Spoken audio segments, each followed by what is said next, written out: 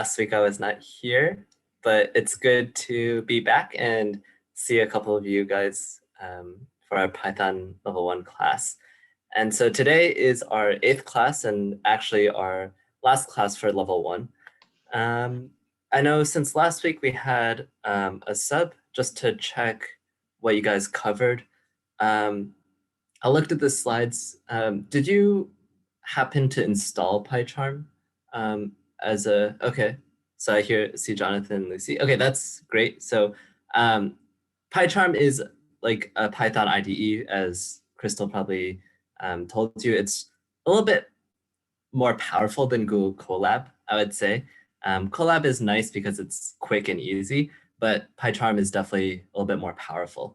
I'm still just going to stick with Colab for class, but feel free to use whatever you want for your own programming outside or during class to do the examples. And then besides PyCharm, probably reviewed user input and conditions.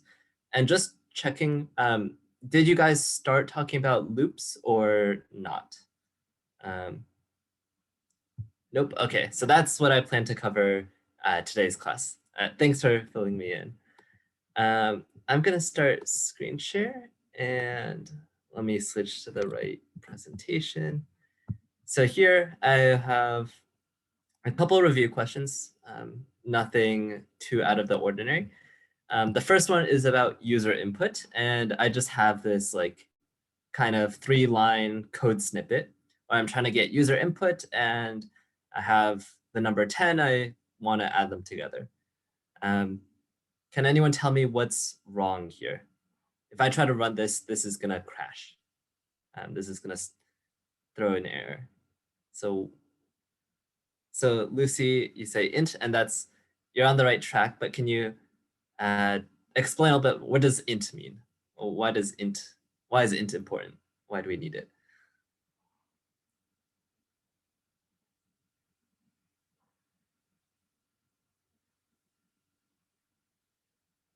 Yeah, so I think what you're getting at is we talked about data types in Python, like strings, ints, booleans, lists, so on. And so when we do input to get user input, it takes it in as a string by default. That's because the user can type whatever they want. They don't have to type a number, even though you're telling them to, right? And so by default, input is a string. And so in Python, you can't add a string and a number together. It's just not allowed. And so what we actually want to do is convert this into a number. And the way we convert it to a number is multiple ways. We could do it on a separate line. So we can add another line that says first equals int first. And so int, like Lucy mentioned, is what we use to convert the string to an integer.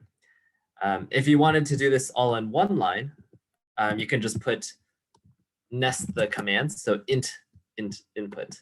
And this messes up with the spacing a little bit. Maybe put that. So here you do int and then you do input. And if you remember, you kind of work inside out. So first the input runs and then the int runs. So first you get the user input and then you convert it to an int.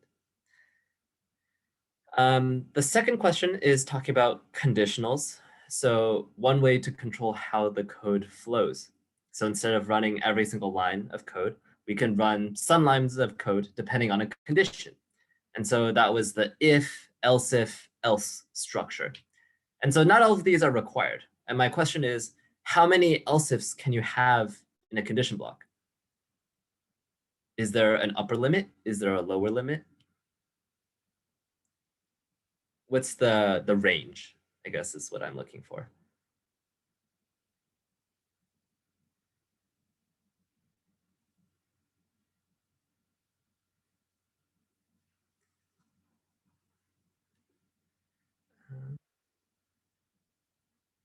So I think,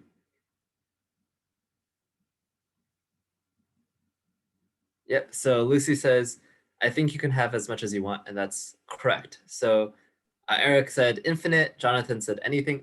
These are all correct. The upper limit is technically infinity. Of course, a computer can't handle infinity, but you can have as many as you want. The lower limit is also, like Jonathan said, it's anything. You don't have to have else ifs if you want. All you need is the if statement. You can have an if statement without an else, without an else if. Sometimes that's all you need. But yeah, else ifs are very flexible, 0 to infinity. On the other hand, the else block, you can only have one of them, right? So you can have 0. It's fine to not have it, but if you can't have more than one, if you do have one. So with that, normally go over the homework. So I know the homework from last week was pretty challenging. I took a look at it, and technically it's possible to do with what you learned, but how you would have done it would have been really inefficient. And so this class, we're actually going to learn some methods to help you out with it. And so I just have like kind of I didn't actually solve the homework. I solved like a easier version of it. And I just wanted to point out some things just so we can learn a little bit. So thank you for Andrew and Eric for submitting the homework. I'll probably try to take a look after class today and leave some comments. Yeah, so the first part dealt with just handling the user input, right? So that should have been similar to what the slides did. So you just use input, maybe you give a prompt, like enter a sentence is what I did, and that's about it. You get what the user typed in. So in the instructions, you were supposed to ignore spaces and punctuation. What you could have done is a bunch of replaces. So you could have replaced the spaces with nothing. You could have replaced the exclamation marks with nothing. And so you could have done a whole bunch of replaces. I think that's not really interesting to look at, so I didn't include it here. But essentially, if you do all that, you can check if the length is less than 30. And if it's not, the instruction said that's not a valid input, you should ask again. And so that, again, would use loops, which is what we're going to talk about today. So here, all I do is I just ask for input and check if the length is less than 30. I don't bother with the punctuation or anything like that. And then you wanted to sort the list and also find the middle characters. So I kind of did it out of order. The sorting is just using the sorting methods that we talked about before. Before we talked about sorting with lists, you can sort a list based on a default is usually like alphabetical order, but you can also change it by like how long the words are, sort by that. You can also sort a string. So when you sort a string, it says, okay, well, you probably don't want alphabetical order because it's just a single word, but let me treat the string as just a list of characters, right? A string is made up of a bunch of characters. So let me treat the string as a list of characters and then sort that. And so that's what happens when you call sorted on a string. It just takes your string, breaks it up into the characters and sorts them, right? Instead of the whole word. That wouldn't be very interesting. And so using the same function method that we used before, we get our sorted sentence. And then the part where it uses conditions is printing out the middle characters. And so can anyone tell me what is this checking for? Well, it kind of gives it away here, but like, why does this check if the length is even? Like, what does this mean? This is going back to one of our first classes, actually. Yeah, so is the number even? Yeah, that's correct.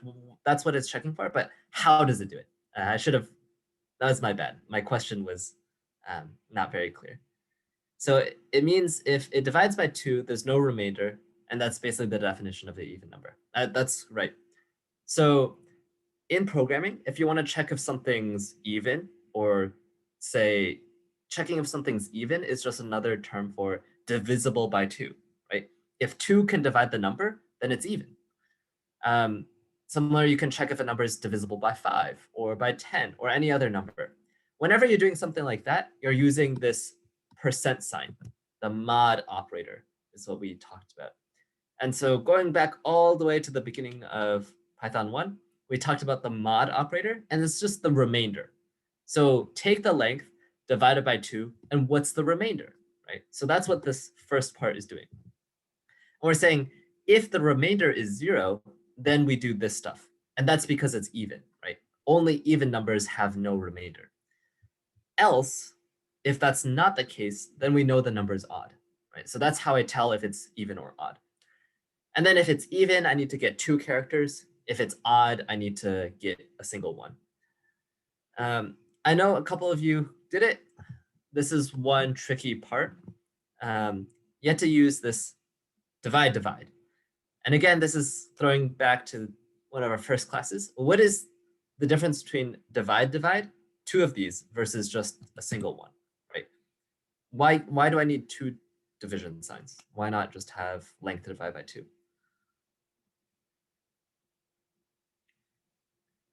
Floor division, yep. So this, the 2 divide signs, stands for floor division, which means you divide and then you round down. And when I say round down, I mean always round down. So even 0.9 will round down to 0, right? I don't care what the decimal is, just get rid of it. And the reason why we need to do floor division is because by default, it returns a decimal value, right? If you divide 6 by 2, it's going to give you 3.0. If you divide 7 by 2, it's going to give you 3.5. However, we want an index, right? We want kind of the middle index. And so indices are always integers. So you always want this to be an integer. And that's why we do floor division. Alternatively, you could have used the same int function from the review questions. You could say int len divide by 2. That's kind of another way to do it. But I think the floor division is a little bit cleaner. And then it's just dealing with the even case has 2 characters, so we print out 2 of them. The odd case, you only have a single middle character. Yeah.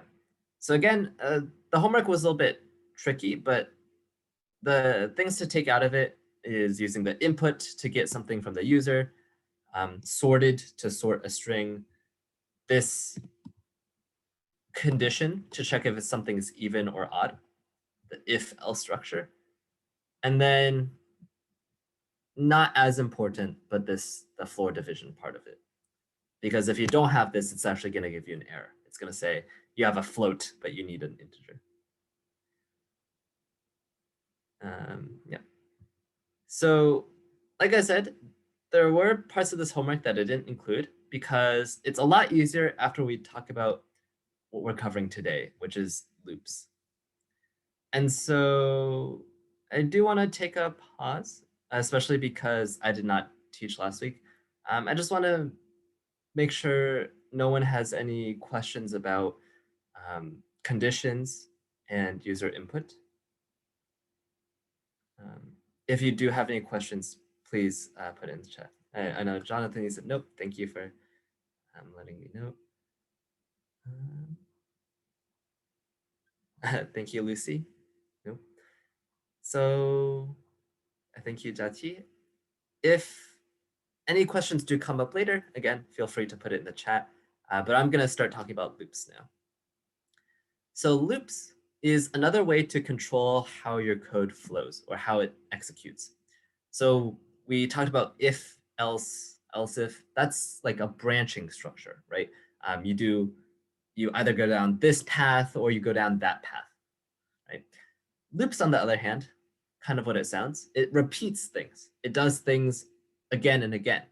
Maybe it's a little bit different every time it runs, but the idea is you have like one line of code that's run multiple times, or a block of code, right? It doesn't have to be a single line. There's 2 main forms of loops in Python, the for loop and the while loop. And we're going to talk about both of them today. I think they're both easy to understand, but the for loop, I think, looks pretty nice in Python. It's very simple to write, and if you just read it out loud, it kind of makes sense what it's doing. Right? So this is an example of a for loop in Python. Usually when you have a loop, you have something called an iterable, something to loop over.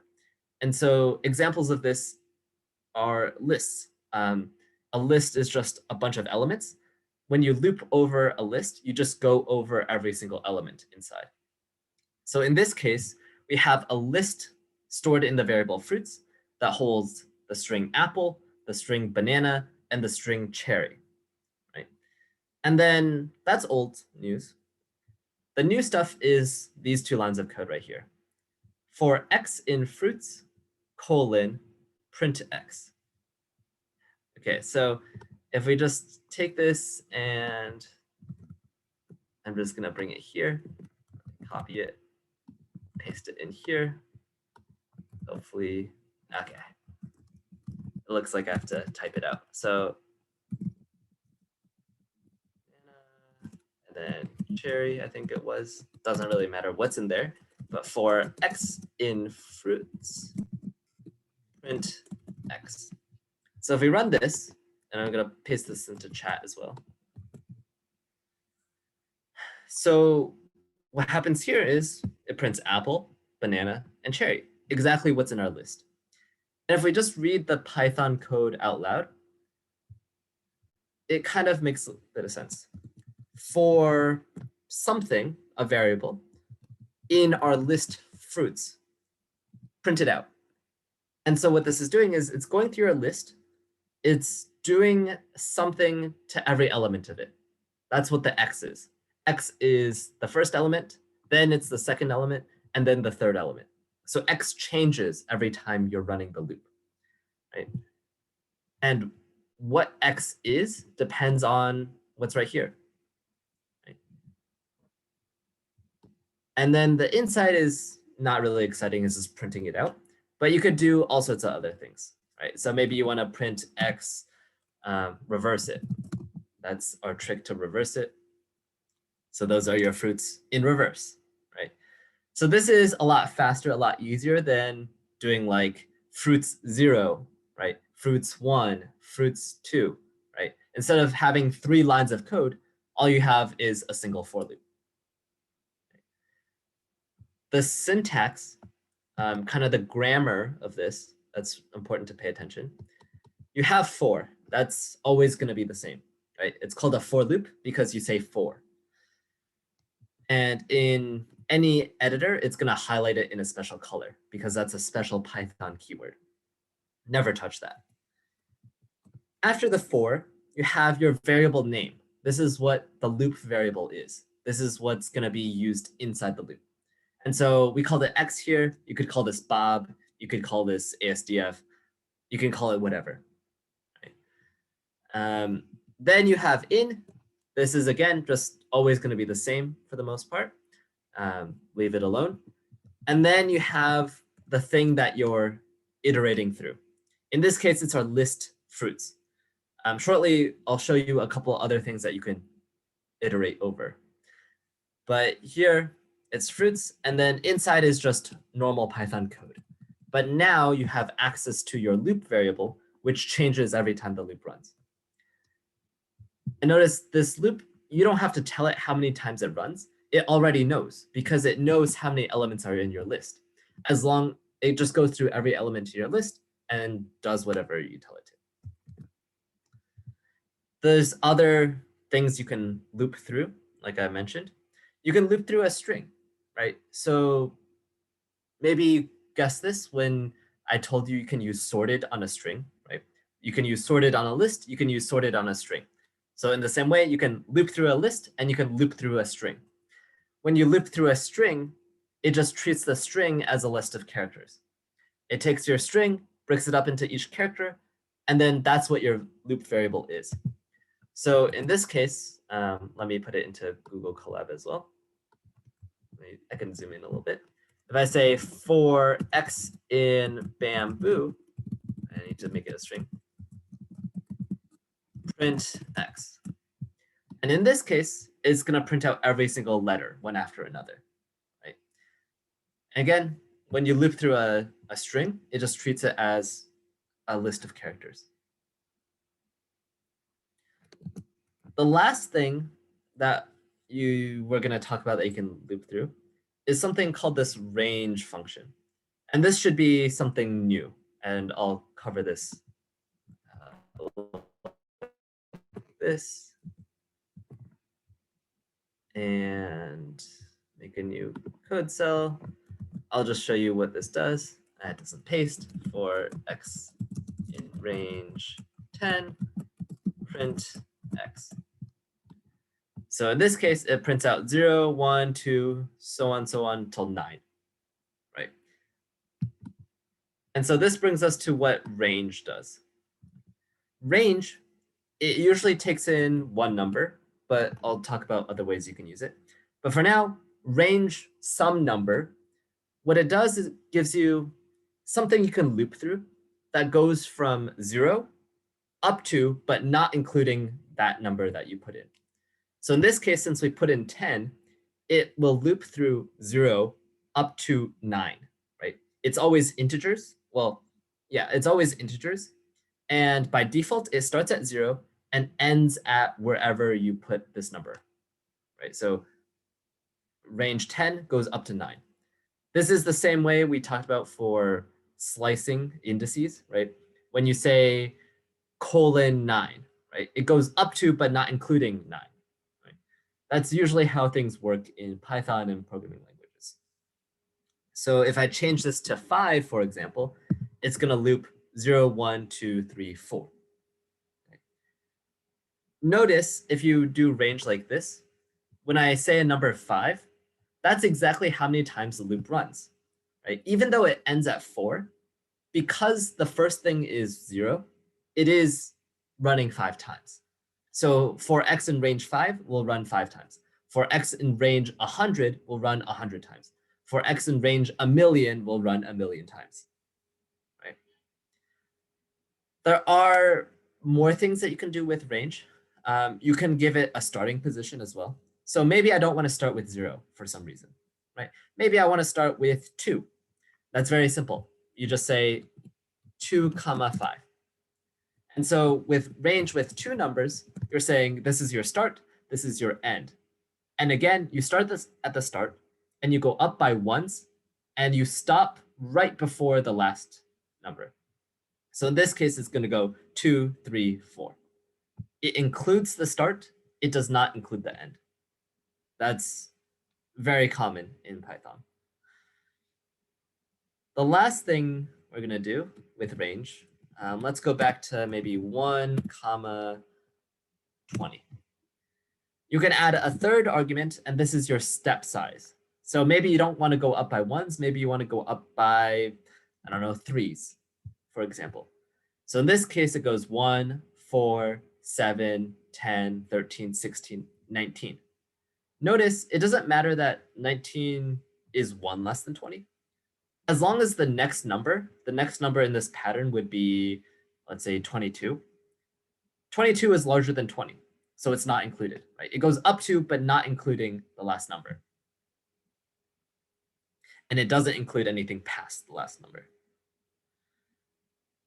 So those are 3 things that you can loop through that we're going to cover today. Most common, it's going to be something like a list or a range. Right? Lists and ranges are the probably 2 most things you're going to loop through. Of course, there's a lot of other things you can loop through as well.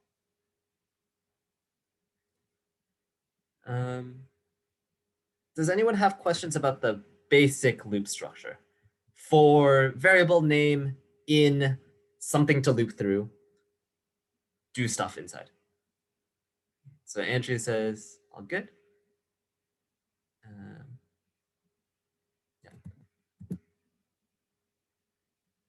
So moving on just a little bit, here is another example of what you can do. So this is very similar to just what we've seen before, but the point of this is you don't have to just do print w. You can treat the variable just like any other variable that we've worked with, right?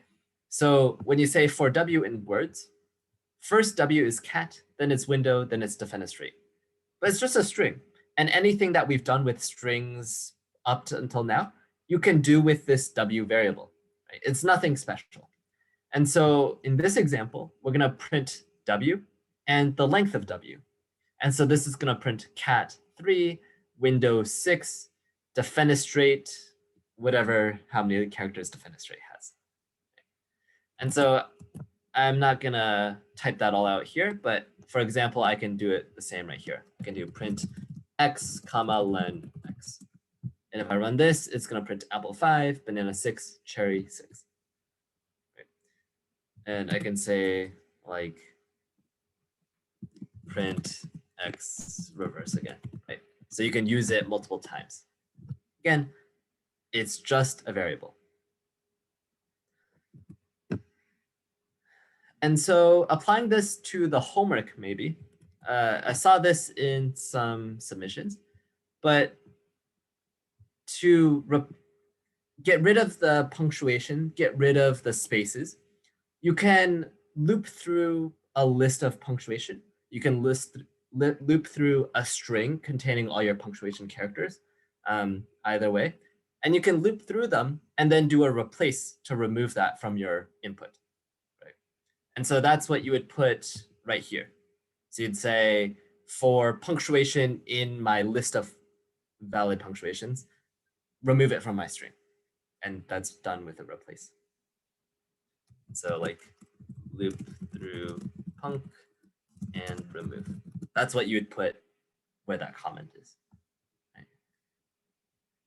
Right? This is replacing just a whole bunch of manual replaces. Really quickly, why this is useful, right? One, again, if you want to loop through something like 50 times, you don't want to copy paste your code 50 times. That's because what if you realize your code has a bug in it? Well, if you copied, pasted it 50 times, now that bug is in 50 different places, and you have to go and change all those, you have to fix that bug in all of those places, right? Not to mention, it makes the code really long and not easy to read. And so that's why we care about loops. How do we make the loop run for specific times? And so that's kind of what this range is doing. That's why the range is covered today. Range is very useful when you know, hey, I want to run the loop 10 times, right? Then you do range 10. And so this is going to run exactly 10 times. That's because range 10 goes 0, 1, 2, 3, 4, 5, 6, 7, 8, 9. And you can convince yourself if you start at 0, increment by ones up to 10, you're going to run 10 times. Right? 0 to 9 is 10 different numbers. One thing to mention, for example, you can do range 5, and you don't need to use this variable x, right? You can just say print high, right? And this will print high 5 times, right? So this x is required for the syntax, right? You have to have this variable name right here. It could be a, it could be var, it could be whatever. But you don't have to use it inside the loop, right? If all you want to do is print high 5 times, this is a perfectly good way to do it. And much better than copy pasting it 5 times. Right? If I change this number to 3, it will print out 3 times. Right? So Andrew, hopefully that answers your question.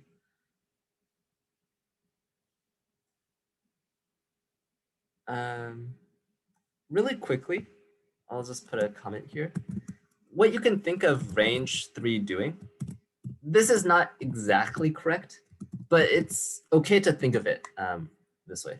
Range 3 is essentially just the list 0, 1, 2, like that. So for x in range 3 is similar to just doing for x in the list 0, 1, 2, right? And so that way it goes back to this kind of loop where you're looping through a list, and that's a little bit more clear. So the range function, that's all it's doing. You can think of it. It's just making a list with numbers.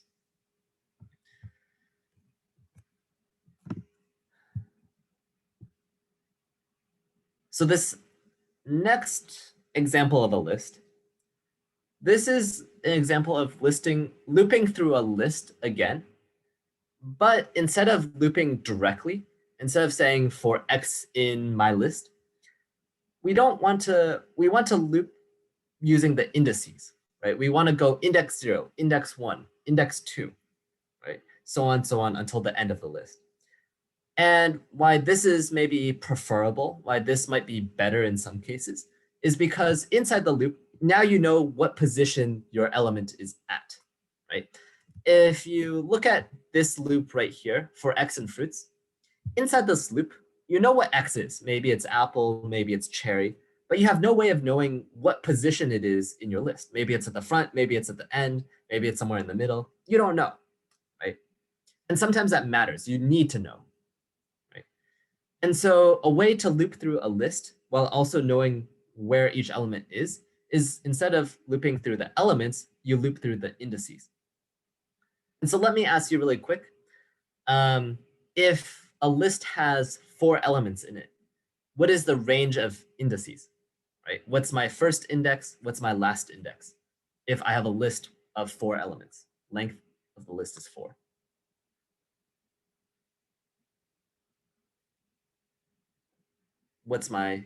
Where do I start? Where do I end? So Andrew says 0 to 3. That's correct. And so this 0 to 3 thing should ring a bell of what we just talked about. That's exactly what this range is doing, right? Range 4 is exactly just going 0 to 3, right? That's why range is so useful in loops. And if we look at this, a lot of times you'll see this, range with a len combined, right? Range and len, see this a lot. I use this a lot when I'm writing loops in Python. And now with what we just talked about, this should make a little bit of sense, right? Because len A is how many elements there are. In this case, it's 5 elements. If there are 5 elements, the range of indices should go from 0 to 4. That's exactly range 5, right? Range 5 goes up to, but not including 5. So it goes 0 to 4, right? In general, any single list that you have, this loop is going to work for I in range len your list. Right? And in this case, if you print out I, it's just going to be numbers. It's going to be 0, 1, 2, 3. But you can use that number to access your list. You can use that number as an index, and you can do the list A at position I, right? And so let me just copy this right here and compare and contrast these two methods. So this is what we had before. Let's just do this, or let's just make it as simple, just printing out the element. Here, the new way that we learned how to loop through a list is using range along with len. So range len fruits. And now, if we have the same body, right? So the body of the loop is whatever's inside. If you have the same body, this isn't going to do what we want. This is just going to print out numbers. What we want instead is fruits at position x, right? And so here, these two do the same thing, right? So this looping through elements, in this case, now you're looping through indices. To check my spelling there. So again, if they do the same thing, why do we care? Well, if all you want to do is just print out the elements, this is less typing. This is faster, right? Use this, go ahead. But if you need to know where the elements are, you have to use this way. For example, maybe I want to print out every single element except for the second one, right? In that case, you can't use this really, right? Because you have no idea where this x is. Maybe it's the first one, maybe it's the third one, maybe it's the second one. So you have no idea, oh, it's the second one, I need to skip it. However, in this case, you do know if it's the second element. You could say if x equals 1, right? If it's the second element, index 1. Or I guess if it's not equal to 1, then I want to print it, right? And so this is going to skip banana, right? It's going to print apple and cherry, but I can keep adding elements and like pineapple, like pear or something. I don't know. Just what's in the list doesn't matter, but you can see it's still skipping the second element, right? This is something you can only do if you're doing range len. Right? So that's the difference. I think the most confusing part is understanding this range len part of this loop. So maybe, again, can someone help me maybe unmute? Probably be easier for this because it's a longer answer. Can someone step through me? Why am I doing range len fruits? Right? What is this doing? Right? It's like making it repeat, like like the it makes it go through all of them, like it goes through them like on the length of how many fruits there are. Yeah. So basically, this is allowing us to loop through the entire list. And how it does that is, first we need to know how long the list is, right? We need to know how long the list is so we know how many times to loop, right? And so finding how long the list is this first part, the inner part. Remember, we go inside out. So inside is len. So first we find the length of the list.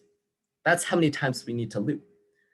And so if we just put that into a range function, that will give us 0, 1, 2, 3, up to the length. And if you think about how indices work, that's exactly all the indices in your list. The index starts at 0, goes up to, but not including the length of the list, right? If you have a list of length 6, the indices go from 0 to 5. If you have a list of length 100, the indices go from 0 to 99, right? And so it's exactly range len your list. Right? First, you take the length, then you take the range function. So I guess this is kind of a practice problem. Just looking at the time, I don't know if we have enough time to spend 10 minutes working on this and then checking back, but we can still talk about it for sure. So this is kind of maybe what would be like a homework problem, maybe a shorter homework problem. I say we have a list of numbers. In this case, I gave you some numbers, but you can imagine it's just any numbers at all, right? Probably integers. But you have a list of integers, and we want to find the smallest number in our list, right? And so you could do this in a single line using the built-in min function. You could say min your list and it'll give you the smallest element, but we don't want to use it. Maybe we don't know it exists. Maybe we're not allowed to use it. We want to find it ourselves. And so this would require a loop because you need to go through your list in some way. If you have a list and you need to process it, you're almost always going to use a loop. Lists and loops go hand in hand together. But does anyone have an idea, just talking it out or maybe in chat, like how would we approach this problem? How do we find the smallest element using a list? So Andrew says you could sort the list, and I guess if you sort the list, you could get the first element. That's one way of solving it. That's definitely not incorrect. It definitely works, but I want you to use a loop. So don't use sort. I guess should be included in the instructions. Don't sort the list. I want you to use a single loop.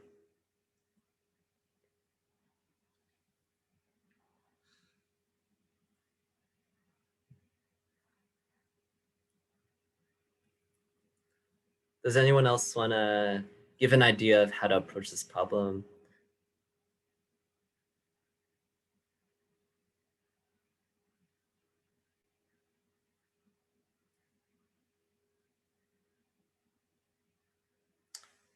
As a hint, what we're going to need for this is kind of like a temporary variable. we're going to have a variable that stores kind of the smallest number that we've seen so far, right?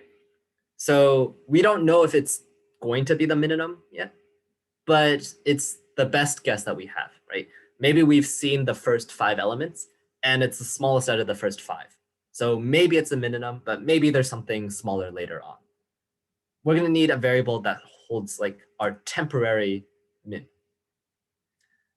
And so maybe that starts out as like a really big number, right? Because initially the smallest element, we don't have a smallest element. It's going to be like infinity, I guess. So Andrew says, compare the variable with each of the numbers. And that's the right way. So we have a variable that's our temporary minimum. And we just go through our list and compare it with our temp min, right? So we go to the first number. Is it smaller than our temp min? If it's not smaller, what do we do? If the element in our list is larger than our temporary minimum, or just our temp variable, I'm going to call it, what do we do if it's not smaller than our temp variable? So I guess let me start writing it out. So numbers equals just some numbers.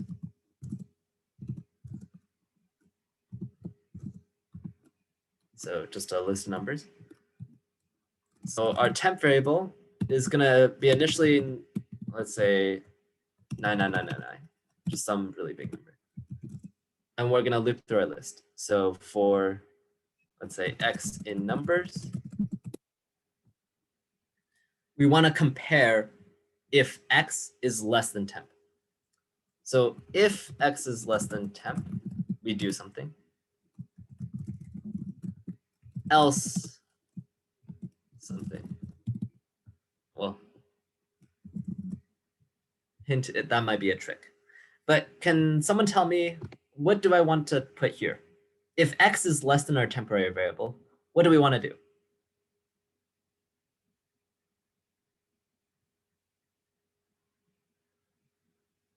Right. If the number that we're looking at right now is smaller than the smallest thing we've seen so far, right? It's better than anything we've seen so far. Yep, Lucy, Andrew, yep, that's correct. You want to update the temporary variable, right? Because you've found something better.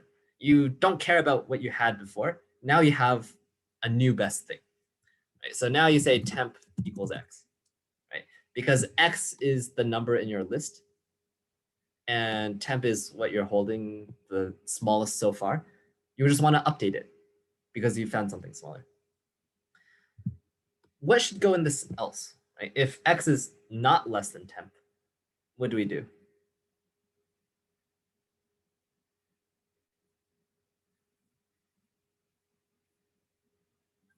So you could print it. I guess it's a trick question. Yeah, just Lucy says like just move on. That's correct. You don't care, right? It doesn't matter at all, right? If it's larger than your temp variable, you don't care about it because it's definitely not the min, right? If it's larger than something you've already seen, who cares about it? Just move on. And so that's kind of a trick. You can just delete the else. One thing that's in the slides later on, there's something called a pass statement. So pass is basically just saying it's like a placeholder. It doesn't actually do anything. But if you're going to have the else, you need to have some code after it. And so because we need to put some code, but we don't really want to do anything, you just put pass there. Pass is just a placeholder. So you can say else pass. And if we just run this, well, we probably want to print temp at the end. It's -4. And so if I change this 99 to -99, then it finds it, -99, right? If I put a larger number, it doesn't change. You can see this is finding the smallest element in your list. And why this is kind of, I guess, a useful problem is because this, I guess, is a pattern that is reasonably used, where you have kind of a temporary variable. It's like kind of your best answer so far, and you just keep looking. Is there something better? Is there something better? If you do find something better, you'll update. If you don't find anything better, you just kind of ignore it and move on. Right? And so really quickly, if I wanted to instead find the largest number in our list instead of the smallest element in our list, what do I need to change? There's a couple things. So some are more obvious than others. But I think there's at least two places I see them right now, two lines that we're going to need to change if we want to find the largest element instead of the smallest element.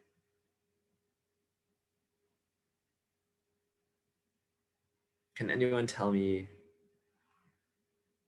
Okay, so Andrew says change the less than to a greater than and change temp to a smaller number. So that's exactly the two things I was thinking of. So instead of caring if x is smaller than temp, you want to find larger things. So you want to know if x is larger than the best thing you found, right? So if x is larger than the best thing you found, you want to update it. But at the same time, you want to change temp to a small number, right? Because you start off with something small. So it's very easy to like get something bigger. And so temp could be, like Lisa said, negative 99. That's perfectly good. And this now finds the max, right? Two places you have to change. One thing I'll say really quickly, this is not necessarily the best, because what if just somehow everything in your list is like negative a million, negative a billion, negative a trillion, right? All those things are smaller than this thing that you set temp to initially. And so then you're going to give an incorrect answer. A better way to set this temp variable is just to set it as something in your list. You can set it to numbers 0, right? So this, instead of being a really small number, you just put it to some random number in your list. And this won't cause any problems because, well, if there's something small in your list, it will just get updated and then doesn't matter anymore. But if it doesn't get updated, then it just so happened the first element is the smallest element, or in this case, the largest element. And so this is probably a safer way to do this code instead of doing negative 99999. Right? Another way is there are ways to represent infinity in Python, and you could set it to positive infinity or negative infinity. That would also solve the problem I was talking about. Yeah, that's one way you can use loops. Hopefully that shows kind of the usefulness of it. This is in the slides, the answer, essentially. So that's what I talked about. You set kind of your temp variable, the best so far, to the first element. And then you just go through your elements, check if it's smaller. If it is, update. If it isn't, you don't need to do anything. And then at the end of the loop, you know it's going to be the smallest element in your list.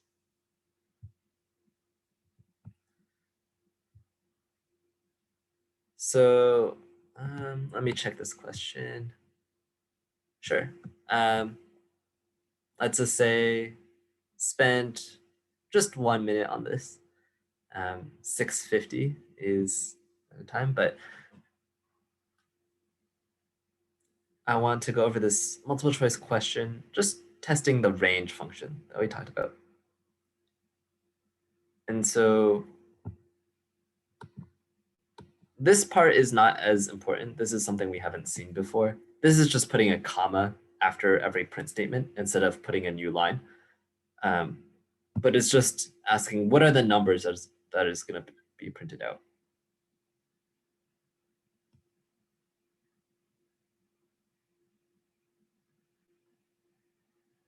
So Andrew says B. Does anyone else want to give an answer?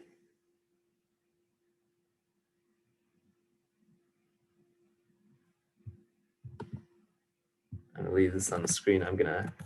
Lucy says D. So we have a bit of a split answer.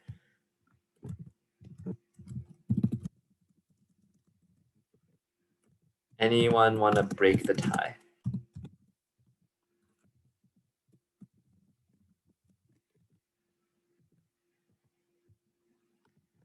Let's try to get one more answer. So it is D, not B. So, okay, so Andrew, you changed your answer. And it's, so now it's D or C. So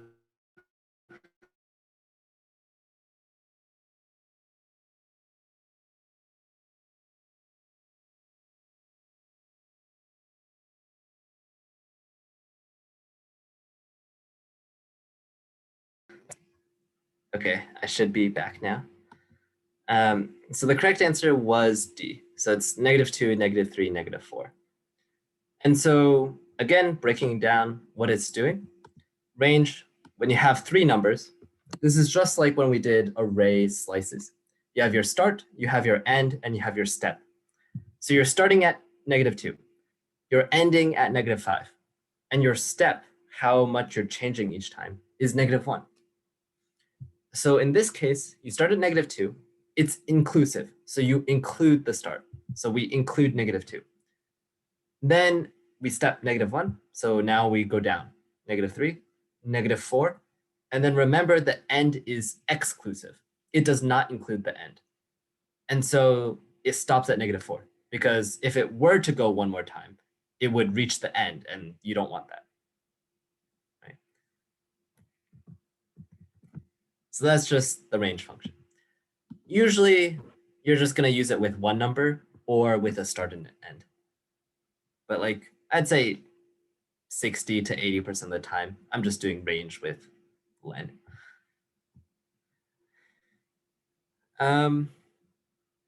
That was kind of the hardest part of this class. I will talk about the second type of a loop. Might be scary. Oh, we spent all that time just talking about for loops. Now we're talking about a whole new type of loop. Well, once you understand for loops, you understand the principle of looping. And so learning a new type of loop is actually not that difficult. So we can get this done in the time we have left. So a while loop is just a different way of doing loops, a different way of repeating code. So in a while loop, what's special about it, what's different than a for loop, is you have a conditional. So we saw conditionals with if statements. While loops also use conditionals. So you have some sort of Boolean expression. The conditional determines if you're going to keep looping or if you stop. Yeah, it's kind of like if, right? So basically it's going to be like, if this is true, keep looping, else stop. Right? That's kind of what a while loop is doing. So here it says count equals 0. While count is less than 5, it does this stuff. So if you want to think like the computer, count is initially 0. It says while 0 is less than 5. Well, 0 is less than 5. That's true. So if it's true, it loops. It goes inside. It prints it out. It increases it by 1. Now count is 1. Is 1 less than 5? That's still true. So it prints it out, increases by 1. Then it does 0, 1, 2, 3, 4. And let me ask, does this print out 5? Or does it stop at 4? Right. Look at this code. Will this print out the number 5? Andrew says no. Let's get 2 or 3 answers. So Jonathan also says no. So I guess we have a little bit of agreement. And that is correct. It's no.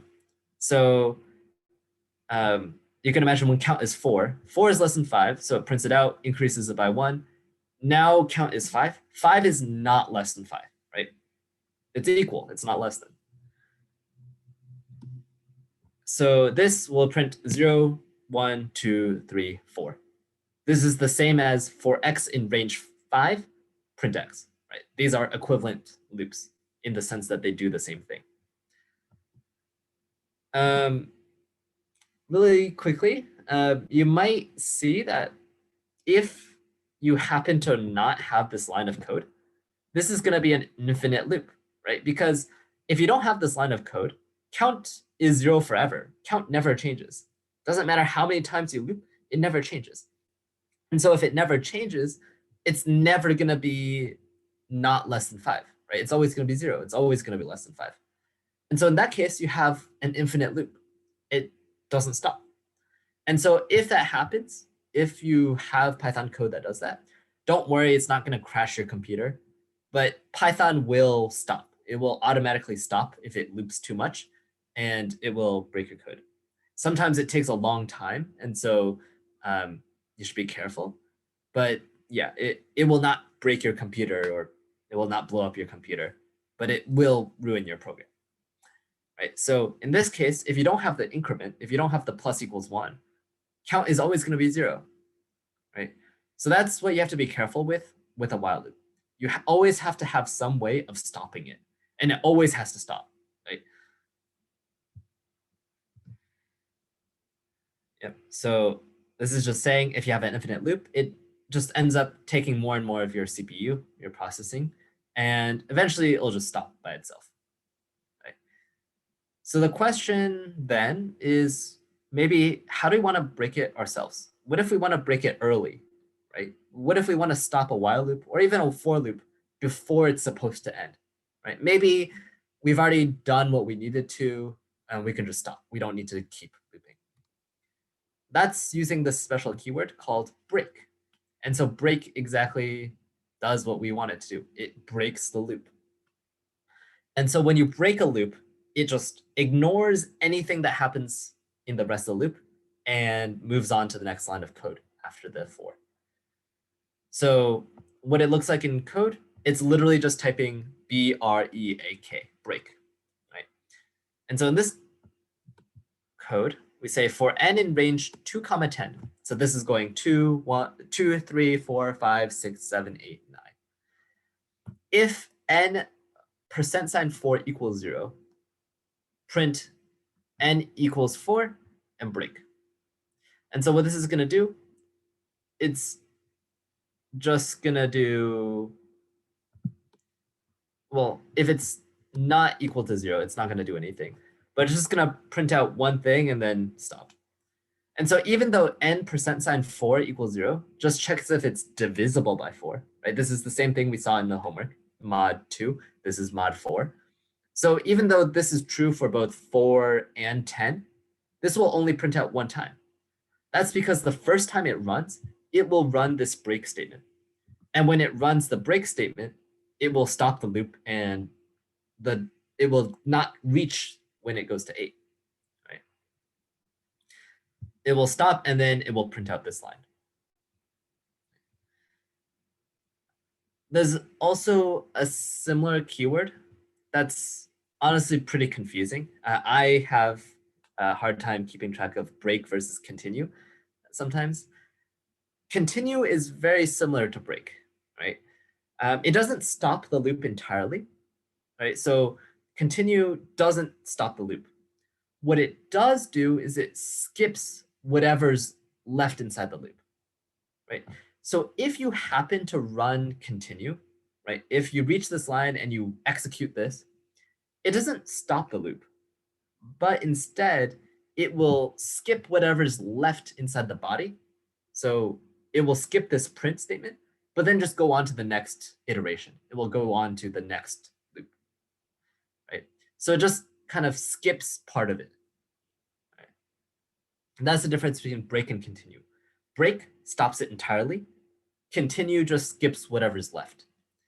Another way to think about it is with a continue, the next line of code that you're going to execute is still the for loop, right? If you imagine like kind of a pointer, which line of code you're running, you're going to run this, you're going to run this, you're going to run the continue. And if you run the continue, you're going to go back up to the start. However, if you run break, it's going to run this, it's going to run this. When it runs break, it does not go back to the start. It just goes to the next thing after the loop. Right? You could have more, like you could have print statements here. It would skip this too. It will skip anything that's in the loop. It will just immediately jump out of it. Get rid of that though. So both break and continue are applied to the loop it belongs to. So if you have a loop inside of a loop, we didn't say this, but you can have that. You can have a loop inside of a loop. Break and continue will only change the loop, the inner loop, or the one it belongs to. So it doesn't affect outer loops at all. So I have reached 7 o'clock, and that's what I wanted to cover today. Different loops, for loops, while loops. I do want to take a few moments to talk about what's next, I guess. And so first, if you're interested in homework, I do have a homework slide at the end. This is optional homework now because today is the last class of Python 1.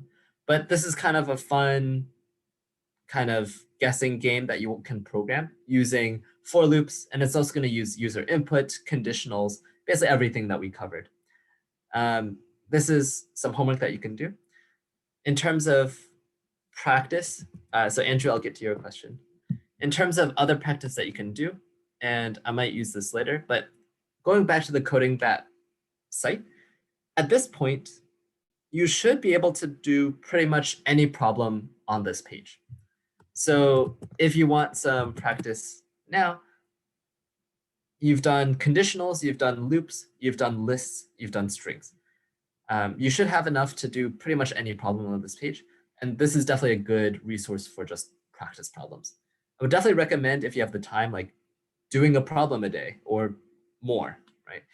That's the best way to sharpen your skills, and just listening to a lecture for 1 hour a week. I'm sorry, but that's not gonna keep the information in your brain. Maybe you'll understand it during the lecture, but if you don't use it for a week, you're going to start to forget it, right? And so doing this practice is important. Going to Andrew's question, Python 2, that's a great question. We are offering Python 2. It will be the same time, and it will start off next week. I will be teaching Python 2. So if you choose to stay, and I hope you do, I will be teaching Python 2. We're going to go on to some a little bit more advanced topics.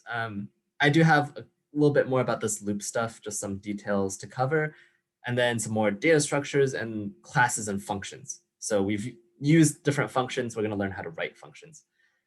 What if you run out of problems? So if you actually do run out of problems, feel free to message me. And I know of other places that have kind of a bank of questions, but I do have to be careful because some of those are going to be not require some things that we haven't taught yet. So just reach out to me and I can provide you with some more. I'd be happy to. My email, I'll just put it in chat. Andrew, yes, I will check your last assignment. Are you talking about the one from last week or this number game thing? The number game, okay, so if you want, I can create an assignment post to submit, and I'd be happy to take a look. Yeah.